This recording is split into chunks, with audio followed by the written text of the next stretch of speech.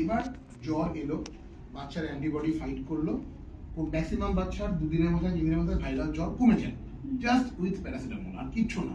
এই দিনটা আমি তাই করেছিলাম, প্যারাসিটামলই করেছি। নাও হোয়াট, এবার বডির যে টি হেল্পার সেল বলে একটা আমাদের কোষ হয়, যেটা জেনে গেল যে ওই ভাইরাস, আগামী 15 দিন পর যদি একই ধরনের কোনো ভাইরাস ঢোকে, বডি কিন্তু আর কোন রকম কোনো রিঅ্যাকশন দেবে না, জাস্ট একটা মাইল্ড জ্বর দিয়ে ছেড়ে দেবে এবং 2 দিনের মধ্যে জ্বরটা আবার কমে যাবে। এবার হয়তো ওই সময় ওর একটা সেকেন্ডারি রিঅ্যাকশন হতে পারে কাশি বা কফ, ওটা হচ্ছে ডিউ টু দ্য ভাইরাস, এমন নয় যে ওর অ্যালার্জি হচ্ছে। আমরা এবার যদি অ্যালার্জি টেস্ট করে ব্লাডে এরকম করে খুঁজে বার করি, তাহলে হয়তো আমারও টেস্ট করলে দেখবেন ডিম চিংড়িতে মাইল্ড পজিটিভ চলে আসবে, সবার আসলে মনে মধ্যে কেউ বাচ্চা। এটা কিন্তু আমরা যখন আইসিএইচ এর ডাক্তাররা, উনিও প্রিয়ব্রত পাল, উনিও কিন্তু প্রিয়ঙ্কা পালকে দেখিয়েছি এবং ওনার গাইডেন্স ছিল। একদম প্রিয়ঙ্কা পাল ভালো ছিল। তো উনিও বলেছিলেন যে কোনো র্যান্ডম পাবলিকের করলেও এরকম অনেকগুলো এক্স্যাক্টলি মাই পয়েন্ট। আপনি যদি অ্যালার্জি টেস্ট বাচ্চাদের এরকম করে খুঁজে বার করেন, ও মাল্টিপল জিনিসে অ্যালার্জি পাবে। আবার আপনি এই টেস্টটাই আজকে করুন, দেখবেন অনেক জিনিস পাল্টে গেছে।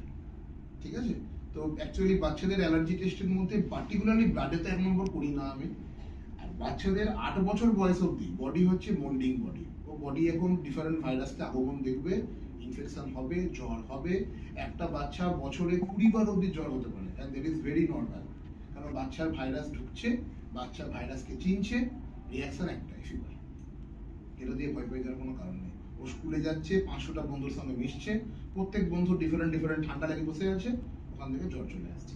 এবার নাও আপনি বলছেন যে স্যার তাও তো আপনি এত কিছু বললেন, কাশিটা কেন কমছে না? রিঅ্যাক্টিভ এয়ারওয়ে বলে একটা জিনিস হয়, কোনো বাচ্চার ভাইরাল ইনফেকশন হলে রিঅ্যাক্টিভ এয়ারওয়ে ডিসফাংশনের জন্য কিন্তু কাশি হয়। ট্রিটমেন্ট কি?